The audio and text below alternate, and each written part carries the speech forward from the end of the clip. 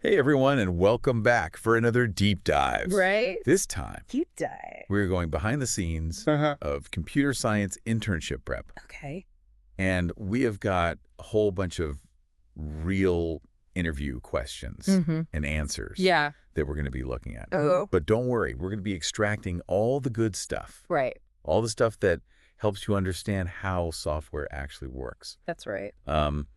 And you might even be surprised by what you learn, even if you don't code at all. Yeah, I think that's what's really interesting is that a lot of these questions, while they're very technical, they really reveal a lot about problem solving and how complex systems are built. Yeah, Which applies to more than just software. absolutely. Yeah. So let's jump into a question that I seems to see. be unavoidable in tech interviews, All right. which is explain object-oriented programming. Oh, That one sounds a little intimidating or a Yeah. bit. Like, does it have to be that complicated? not really. Really? Object-oriented programming, or OOP for short, is really just a way to design software that makes it more organized and efficient. Okay. So imagine you're building with Legos. Oh, okay. Each brick is like an object with its own properties and things that it can do. So instead of writing code in one giant messy block, Yeah. you're breaking it down into these reusable Lego-like pieces. Exactly. And there are four main principles that make this work: Okay.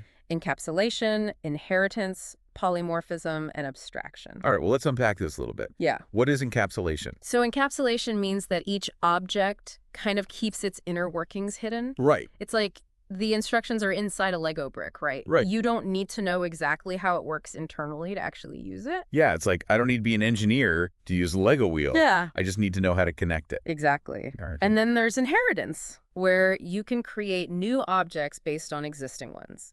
So you inherit the properties of the old object, Oh, and you can add your own new features. I see. So it's like making a special wheel brick Uh-huh. that's based on just the basic rectangular one. So I could build a whole car out of specialized pieces. Yeah, That all started from like a simple brick. right. That's really clever. Then you have polymorphism, Okay. which is like having one Lego connector that works with all kinds of bricks. Oh, okay. So you can use the same action in different ways. Oh, I see. And finally, abstraction Okay. helps you focus on the big picture of what you're building without getting lost in the tiny details of each brick. So you're telling me that by using these like Lego-like principles, Yeah. programmers can build software that's like a well-organized toolbox. Yeah. Like it's reusable, easy to fix, and can handle like really complex projects. Absolutely. That's incredible. So efficient. Yeah. Like what's the advantage? It makes the software much easier to manage and update and reuse. Oh, okay. Think about it this way. If you were building a skyscraper, right? Right. Would you rather use a jumble of random materials? Mm-hmm. Or would you want prefabricated standardized components? Yeah, I'd want the prefabricated stuff. Exactly. And that's what object-oriented programming allows. Okay. Building complex systems from manageable interconnected objects. All right. Yeah. So moving on to a question Okay. that might seem basic, Mm-hmm. but is actually really important. All right. What is the difference between a stack and a queue? Okay. So even if you're not a programmer, understanding this helps you kind of grasp how data is organized and processed. Yeah, so these are really fundamental data structures that kind of pop up everywhere. Okay. A stack is like a stack of plates. Okay. You add and remove items from the cop. Okay. So it's last in, first out. Okay. And queue is like waiting in line at the grocery store. Mhm. So first in, first out.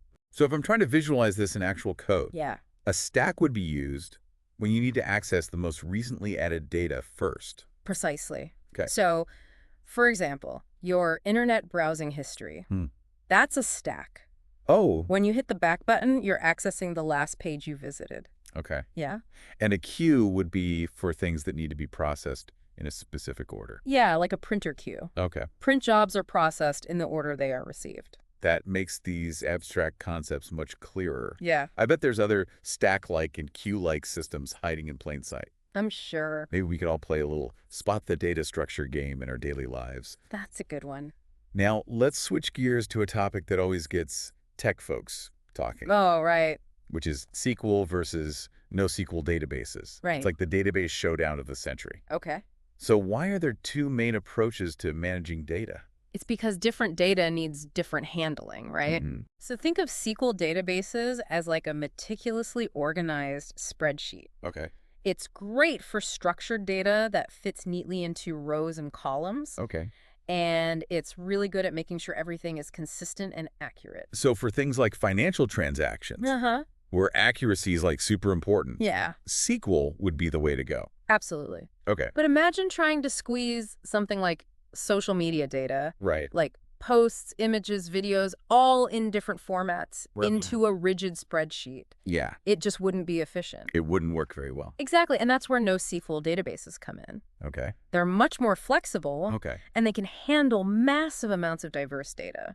So would it be fair to say that NoSQL is better suited for things like social networks Mhm. or sensor data, where you just have tons of unstructured information coming in constantly? That's a good way to put it, yeah. And here's another key difference. Mm-hmm. SQL databases prioritize consistency, making sure that every change is reflected everywhere. Okay. NoSQL databases prioritize scalability, Okay. meaning they can handle huge amounts of data and traffic smoothly. So it's not really a battle of which one is better, Yeah, but rather which one's the right tool for the job. absolutely. Okay. And what's interesting is that a lot of applications today Yeah. actually use a combination of both. Oh, wow. Right. Interesting. Playing to the strengths of each one. So it's like having a toolbox and a flexible storage container Yeah. to manage all the different types of items. Right. Okay, cool. Yeah. So let's tackle a concept Sure. that often makes people's heads spin. Recursion. Oh, yeah. So I've always heard it said, Mhm. it's like a function that calls itself. Yeah. But what does that really mean? Right. I'm intrigued, but also a bit intimidated. It can be a bit mind-bending at first, Yeah. but imagine those Russian nesting dolls. Oh, okay. You open one, Right. there's a smaller version of the same doll. You open that one, there's another, and so on and so on. Right. Yeah. That's kind of what recursion is like. So it's like a loop, Mm-hmm. but instead of repeating the same instructions, Right. it's calling itself with a slightly smaller version of the problem each time. Exactly. Each time the function calls itself, Mm-hmm. it's working on a smaller piece of the problem Okay. until it gets to a simple case that it can just solve directly. Right. And then it combines all the solutions from each step to get the final answer. I'm starting to get it. Yeah. Is there another example that might help solidify this? Yeah, think about calculating the factorial of a number. Okay. So the factorial of 5 is 5 times 4 times 3 times 2 times 1. Okay. You can calculate that by recursively multiplying the number by the factorial of the number minus 1. Right. It's a bit of a tongue twister. Yeah, that one's a little hard to follow. But it demonstrates how recursion breaks down a problem into smaller, self-similar steps. So recursion is definitely a mind bender. It is. But, you know, building great software Right. isn't just about mastering complex code. That's right. It also requires like strong human skills. Yeah, absolutely. So let's talk about how teamwork and problem solving fit into the picture. Yeah, for sure. Because it's true that coding can be a very social activity. It is, yeah. Building software often involves teams of people working together, especially on large projects. Yeah, especially in large projects, it can be dozens or even hundreds of people. Wow. Okay. Yeah. So when it comes to teamwork, what are some specific skills interviewers look for? Like what makes someone a good collaborator in a technical environment? Yeah. What are they looking for there? I think communication is absolutely essential. Okay. It's not just being able to explain your code, Right. but also being a good listener, understanding other people's ideas, and giving helpful feedback. Right. So you need to be able to articulate your thoughts clearly, Yeah. but also be receptive to input from others. It's a two-way street. What about problem solving? You mentioned debugging earlier, and it sounds like a very systematic process. Mm-hmm. But what happens when you hit a wall and those error messages just aren't making sense? Right. What strategies do you use to kind of get unstuck? Well, first, don't panic. It Okay. happens to everyone. Right. Sometimes you just need to step away from the code for a bit, clear your head, and come back with a fresh perspective. Okay. Other times it helps to talk through the problem with someone else, even if they're not a programmer. Just explaining the issue out loud can sometimes help you see things differently. Absolutely. And there's also a wealth of resources available online. Right.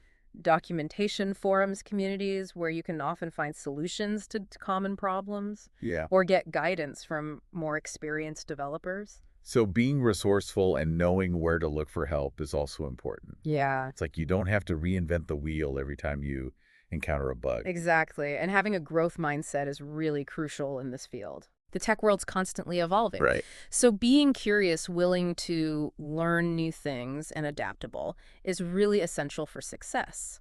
Speaking of new things, Yeah. let's dive into a question Okay. that gets at the heart of how software interacts with the outside world. Right.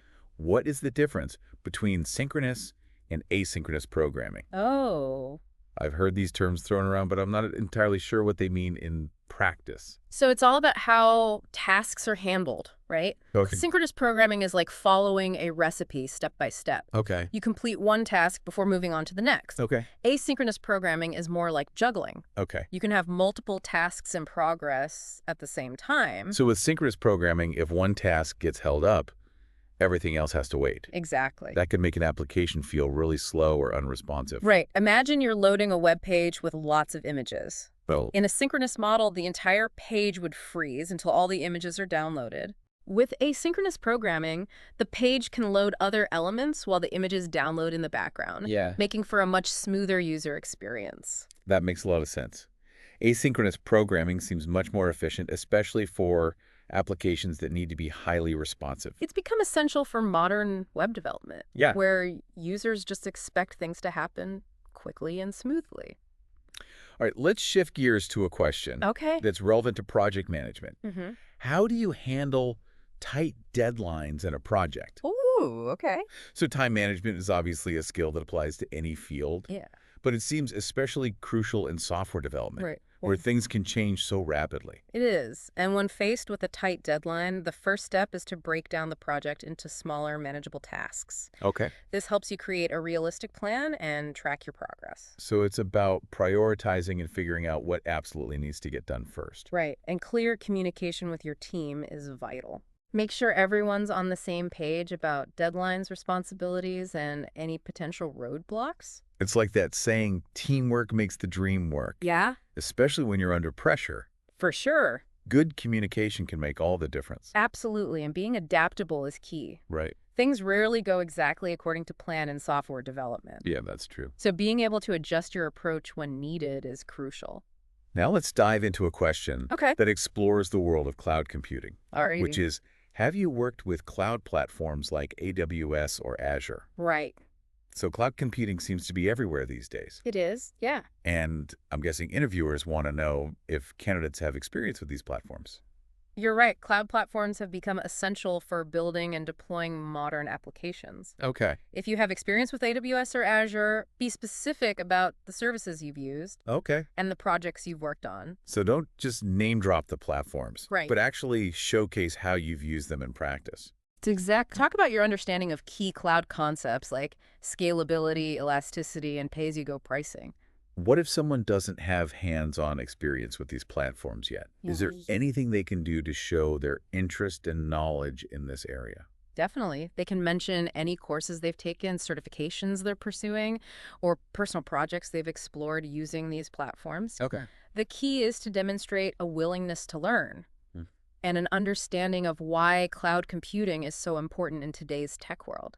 So even if you're not a cloud expert yet, showing that you're eager to dive in and learn can make a big difference. Absolutely. Now let's move on to a question that's all about building bridges between applications. Okay. What do you know about API development? Right.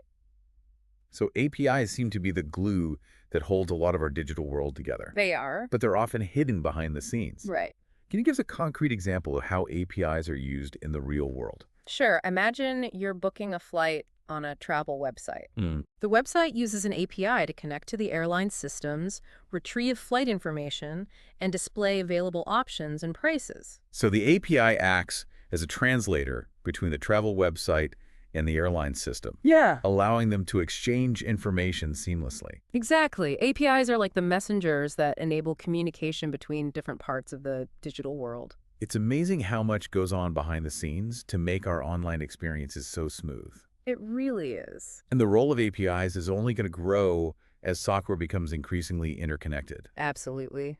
Okay, let's tackle one last question before we wrap up this segment. Wait. What role does cybersecurity play in software development? Oh, okay. It seems like we hear about data breaches and cyber attacks all the time. All the time, yeah. And I'm guessing security is no longer something that developers can afford to ignore. You're absolutely right. Cybersecurity needs to be a top priority throughout the entire software development process. Okay. It's not just about adding security features at the end. Right. It needs to be integrated from the very beginning. So what are some key security considerations that developers need to keep in mind? Well, one crucial aspect is input validation, Okay. which ensures that only valid and safe data is accepted by the application. Okay. Another is output encoding, Hmm. which helps prevent malicious code from being injected into the application's output. So it sounds like there's a whole lot more to software development than just writing code. Absolutely, from understanding core programming concepts to mastering soft skills and prioritizing security. Right. There's a lot to learn and explore, Yeah. and that's what makes this field so challenging and rewarding. Okay. Time for a quick breather. We'll be right back to finish up our deep dive into computer science internship prep with the grand finale. Okay. How to answer the all-important question, why do you want to intern at our company? We're back for the final part of our computer science internship deep dive. All right. So we've covered a lot of ground from like the technical nitty-gritty to those all-important soft skills. But now let's get to the question that's all about you, the candidate. Okay. Why do you want to intern at our company? Oh, yeah, that's a big one. Like, what are they looking for when they ask that? Well, it's really your chance to show the interviewer that you're not just looking for any internship. Right. You're genuinely interested in their company and what they do. Okay. It's about showing that you've done your homework and that you see a real connection between your skills and their needs. So it's not just about flattering the company with generic compliment. No, not at all. It's about showing you understand their work and how you could actually contribute. Exactly. So how can a candidate make a strong impression here? Well, research is key. Okay. Like, really dig into their website, read about their projects, try to understand their mission and their values. Okay. And then you want to connect the dots between what they do and what you're passionate about. So, for example, if a company is known for its work in, say, virtual reality, I might talk about how I've been experimenting with VR development, like in my spare time, and how I'm excited by the potential of this technology. Exactly. And you can also highlight specific aspects of their company culture that appeal to you. Okay. Maybe they're known for their collaborative environment, their focus on innovation, or their commitment to social responsibility. Right. Whatever it is, show them that you've thought about why you want to be part of their team, Right. not just any team. Okay. Yeah. It's like finding those points of alignment where your interests and their goals kind of intersect. Exactly. Okay, that makes a lot of sense. Yeah. Any other advice for like really nailing this crucial question? Be enthusiastic. Okay. Companies want interns who are genuinely excited about the work Right. and eager to learn. Yeah. Let your passion shine through. Show that you're interested. Yeah. And remember, an internship is a two-way street. Okay. It's a chance for you to learn and grow, but it's also a chance for them to get to know you. Right. And see if you're a good fit for their culture. Okay, great advice. Yeah. So as we wrap up this deep dive into computer science internship prep, what are some key takeaways for our listeners? Well, first, master those foundational computer science concepts. Okay. Be prepared to talk about data structures, algorithms, object-oriented programming. Those are important. Yeah. And practice your coding skills. Okay. Because you might be asked to solve problems on the spot. Right, like in the interview? Yeah, exactly. But don't neglect those soft skills. Absolutely. Communication, teamwork, problem solving are just as important as technical proficiency. Right. So show the interviewer that you can think critically, work collaboratively, and communicate your ideas effectively. And remember, research the company, be genuinely curious, and let your enthusiasm show. Exactly. All right, well, this has been a really fascinating deep dive. Yeah. I feel like we've learned a lot about computer science and what it takes to succeed as an intern in this field. So thank you so much for joining us and sharing your expertise. My pleasure. Thanks for having me. And to all of our listeners out there, keep exploring, keep learning. Yeah, never stop learning. And who knows, maybe one day you'll be the one designing those groundbreaking technologies that shape our world. Absolutely. Thanks for joining us on The Deep Dive.